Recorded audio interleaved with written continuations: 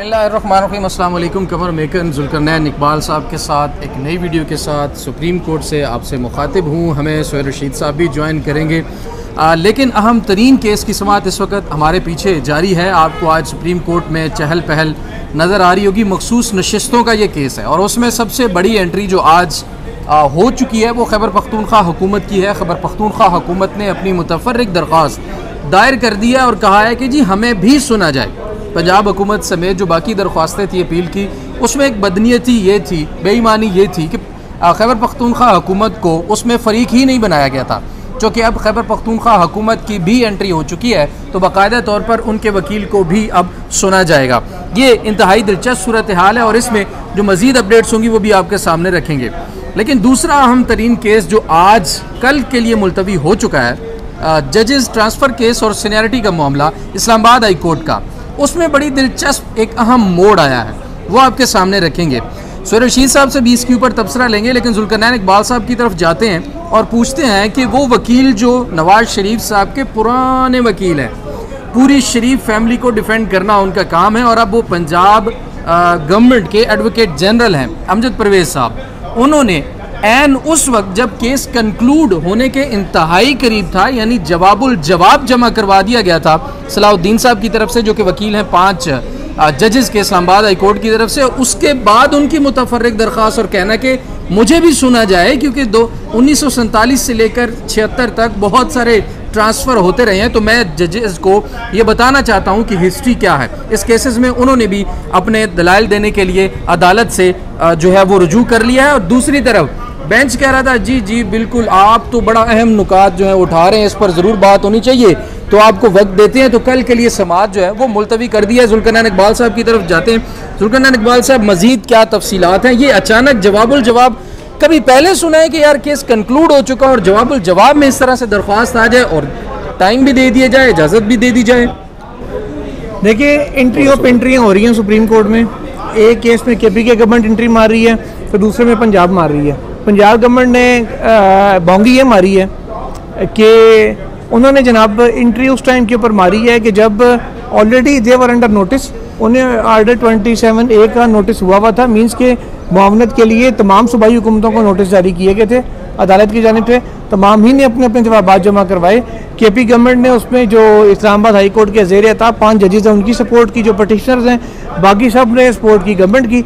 और उन्होंने उस वक्त पंजाब गवर्नमेंट में रजिस्ट्रार लाहौर हाई कोर्ट ने भी जवाब जमा कराया हुआ था, वो एडवोकेट जनरल के थ्रू ही वो भी हुआ था, तो उन्होंने भी उस वक्त ध्यान नहीं दिया। अब अचानक से उनको याद आया कि नहीं जी, मैंने तो बड़ी तारीख बतानी है। हुआ ये था कि आज जो 5 जजेस के वकील थे बैरिस्टर सलाहुद्दीन, उनका जवाबुल जवाब जारी था। इसमें अटॉर्नी जनरल ऑफ पाकिस्तान आज बड़े मुस्तरब नजर आए। अच्छा, इस्तराब में नजर आए। एक नुकता उन्होंने उठाया और अटॉर्नी जनरल साहब उठ के रोस्टम पे गए, फिर आगे बैठे, उन्होंने फिर बात की, फिर उठ के रोस्टम पे गए, फिर आगे बैठे। पंजाब गवर्नमेंट की दरख्वास्त के बाद मुस्तरब थे। फिर पंजाब गवर्नमेंट की दरख्वास्त तो ऑलरेडी फाइल हुई हुई थी ना, तो पवार साहब ने जिक्र किया उसका कि ये दरख्वास्त आई हुई है। हुआ ये था जो अटॉर्नी जनरल का इस्तराब था, फिर मैं उस जाने बाता हूँ। बैरिस्टर सलाहुद्दीन साहब अपने दलाइल दे रहे थे, जो जजेस के वकील हैं उनकी जानिब से अदालत को ये बताया गया कि इस्लामाबाद हाई कोर्ट में जजेस की एक इंतज़ामी कमेटी है। उन्होंने कहा कि उस इंतज़ामी कमेटी में चीफ जस्टिस उसको हेड करते थे और 2 सीनियर जजेस उसके मेंबर होते थे जी। ये रूल्स में लिखा हुआ था।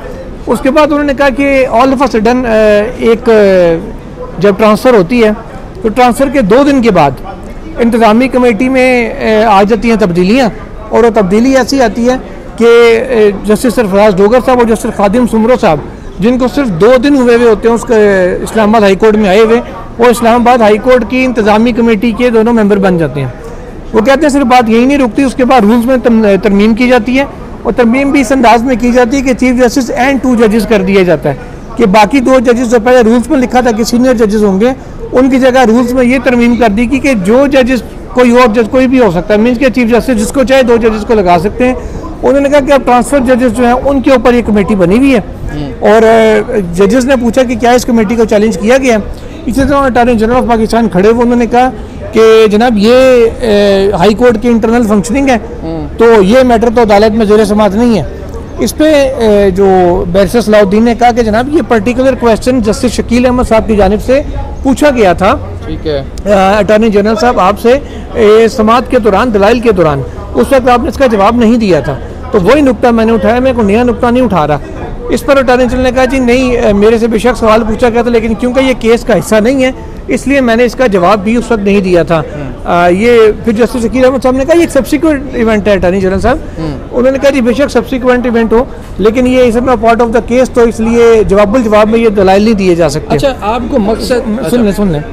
फिर बैरिस्टर सलाउद्दीन ने कहा कि जनाब ये तो ट्रांसफ़र की वजह ये चीज़ें बनी हैं कि जो इंतज़ामी कमेटी तब्दील की गई है तो सारा कुछ उसी में शामिल हुआ। सुहेल रशीद साहब को वेलकम करते हैं बड़े जुलूस के मरामत पर पंडाल में। अच्छा, तो अटॉर्नी जनरल साहब फिर जाके अपने ये काम कब से शुरू किया है? कोई मतलब ख़ानदानी है या खुद ही शौक है ये अनाउंसमेंट्स करने का? अटॉर्नी जनरल साहब को नहीं, आपका ये बड़े पंडाल के साहब जनाब ये करते हैं वो करते हैं, साथ साथ ढोल भी बज रहा हो, ये आदात कुछ मखसूस है इनकी? बट ढोल वाला माइक लेके खड़ा हुआ ना इस टाइम पे, वो बजा नहीं दरमियान में खड़ा हुआ। अच्छा ठीक है। अच्छा चलो, खेलना किसका शौक नहीं है। हाँ, आजकल वो अटॉर्नी जनरल ढोलों के साथ जलसे कर रहे थे। हाँ, उनका जिक्र है तो ढोल याद आई है तो चले। अच्छा खैर, ये चीज़ें चल रही थी। बैरिस्टर सलाउद्दीन साहब के जवाब हो गया मुकम्मल। हामिद खान साहब ने स्टार्ट किया और अदालत ने कहा कि जी कल ये मुकम्मल करें। हामिद खान साहब भी 15 मिनट मांगे हैं फैसल सिद्दीकी साहब ने, जो सिंध और कराची बार के वकील हैं। उसके बाद कुछ 10-1 मिनट वो भी लेंगे इमरान खान साहब के वकील इदरीस अशरफ साहब। वैसे माशाल्लाह उन्होंने पहले इमरान खान की दरख्वास्त को ऑन नहीं किया था, नुकात को, जजेस पैकिंग वाले नुकते को उन्होंने कह दिया था। उन्होंने पता नहीं क्या गुल खिलाना चले, वो भी कल पता चल जाएगा। इमरान खान इन वकील साहब को ऑन करते हैं? इमरान खान को शायद पता भी नहीं है। काजी फायद साहब कम अज़ कम ऐसे वकीलों से एक चीज़ लाजमी पूछा करते थे, कहते इमरान खान आपको जानते भी हैं? ऐसे जैसे उन्हें ये दुगल साहब जिस वक्त एडिशनल अटॉर्नी जनरल है ना, वो एक दफ़ा पेश हुए, पाक पतन वाली दुकानों की अलॉटमेंट का 100 मोटो था सुप्रीम कोर्ट में। साकिब निसार साहब ने कहा कि जी उसमें नवाज शरीफ साहब का नाम आया कि उन्होंने अलॉट की ज़मीनें, उनको नोटिस किया गया। तो नवाज शरीफ साहब की तरफ से नंबर दुगल साहब पेश हुए। उन्होंने जो रिटर्न रिप्लाई दिया वो जज पढ़ के रहा, उन्होंने कहा यार ये तो मियाँ साहब को फंसाने वाली बात है। साकिब निसार ने कहा जी आपने रिप्लाई पढ़ा? उन्होंने कहा जी मैंने पढ़ा। उन्होंने कहा कि नून लीग का कोई सीनियर बैठा है यहाँ पे, बैरिस्टर ज़फ़रुल्लाह साहब आगे आए। उन्होंने कहा जी इस तरह, उन्होंने कहा ज़फ़रुल्लाह साहब ये कम से कम आप एक दफ़ा जवाब पढ़ लें, ये आपने पढ़ा नहीं फाइल करने से पहले। उन्होंने कहा जी सवाल पूछा गया था कि आप मियां साहब आपको जानते हैं? तो उन्होंने कहा जी मैंने वो दुगल साहब ने जमा कराया। तो दुगल साहब कहा जी आपके मियाँ साहब से मुलाकात हुई है? उन्होंने कहा जी एक दफ़ा हुई थी। उन्होंने कहा नहीं इस केस के हवाले से हुई थी। उन्होंने हंसते हुए आते समूह से कहा जी सर, वो कहते हैं यार एक काम करें हम मियाँ साहब को बुला लें। फिर नवाज शरीफ साहब को ये रिवायत नाज़रीन के लिए ये रिवायत पुरानी है कि कुछ पार्टीज़ को, कुछ फरीकैन को पता ही नहीं होता और उनके बिहार पे दरख्वास्तें। लेकिन खैर काजी साहब का नाम आया तो वो तो रस्म ने ले लिया था। काजी साहब तो बैरिस्टर गौहर को भी कहा करते थे कि क्या पता इमरान खान आपको जानते हैं या नहीं जानते, आप चेयरमैन कैसे बने होंगे। अच्छा, coming back to the topic, जजेस केस में आपको क्या लगता है ये क्या होने जा रहा है? एन जवाबुल जवाब के वक्त जब जमा करवाया गया, केस ख़त्म हो रहा है, शॉर्ट जजमेंट आने वाली थी, मुतफर्रिक दरख्वास्त कूद पड़ती है, एन जवाबुल जवाब के वक्त गैन हो गया, आप ये कहना चाहते हैं? बात यह है कि आपको भी जुल्करनैन साहब का असर होता जा रहा है। नहीं, केस थोड़ा सा लटक गया है और क्या हुआ है। हाँ। जवाबुल जवाब आज बैरिस्टर सलाउद्दीन के मुकम्मल होने थे और उसके बाद अगर कोर्ट चाहती तो छंड छोड़ कर के हाँ जी नहीं 2 कमेंट, ये दरख्वास्त पीटीआई इमरान खान की होती तो एंटरटेन की जाती इस तरह से। थोड़ी देर में पता चल जाएगा कि पीटीआई के गवर्नमेंट की अगर पीपल्स पार्टी की कह रहा हूँ, पीटीआई की, इमरान खान की ये दरख्वास्त है इस वक्त पे बड़ा अच्छा जवाब है कि अभी मखसूस नशिस्तों का केस लगना है, उसमें केपी के गवर्नमेंट की एक दरख्वास्त है, उसको नंबर लगा और हाजी साहब आज पहली समाअत कर रहे हैं आज के बाद।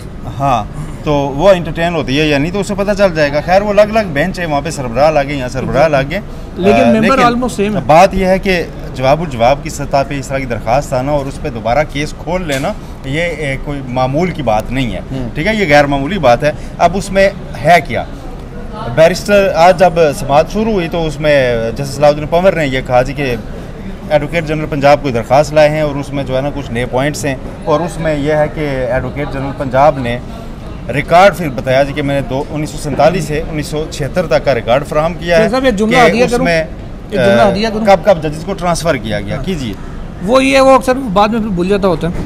वो है ये नाज़रीन के जब जब सुप्रीम कोर्ट ऑफ पाकिस्तान में केस गवर्नमेंट मुश्किल में हो ना, उनसे केस मैनेज ना हो रहा हो, उनको समझ ना आ रही हो कि यार इधर तो हम मारे जा रहे हैं, ये अक्सरियत हमारे साथ नहीं है, हमेशा उसको ड्रैग करने की कोशिश की जाती है। मखसूस सीटों का जब ओरिजिनली केस चल रहा था जिसका 12 जुलाई को फैसला आया था, काजी फाइज ईसा ने बहुत घसीटने की कोशिश की थी इस केस को, लंबी तारीख देना, समाअत न चलने देना कि किसी तरीके से ड्रैग हो जाए और मैनेज करने का टाइम मिल सके, लेकिन वो हुआ नहीं तो मजबूरन उनको फिर ज़ाहिर है फैसले की तरफ आना पड़ा।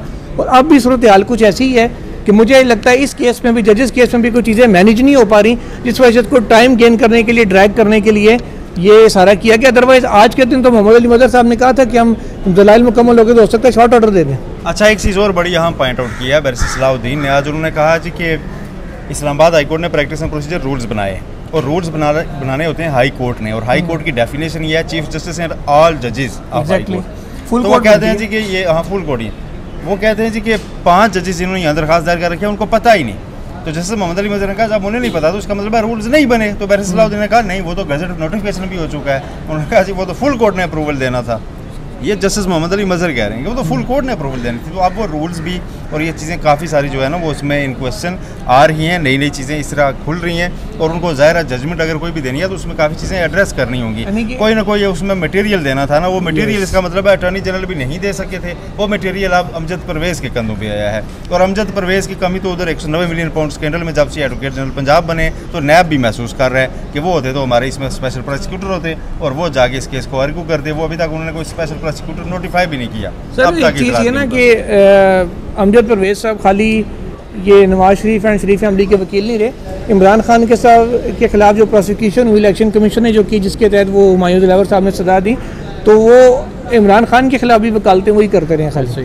उनकी सीढ़ी पे काफ़ी कुछ है नून लीग के हक में भी और उनके इमरान खान के खिलाफ भी। तो मेरा ख्याल है ज़्यादा मज़ा उनको वहीं पे उन केसेस में सुनने का आता था। अच्छा, जहाँ वो बड़ा इंडिपेंडेंटली जाके नए नुकात निकालते थे, बहुत अच्छे वकील हैं। अब गवर्नमेंट की वकालत चले। खैर, मखसूस नशस्तों पर आप कुछ कहना चाहें, क्योंकि हमने उस पर थोड़ी सी बात शुरू में की है। नशस्तों पर मैं ये कहना चाहता हूँ कि उनकी इस वक्त उनके समाज जारी है तो उसको कवर करना चाहिए।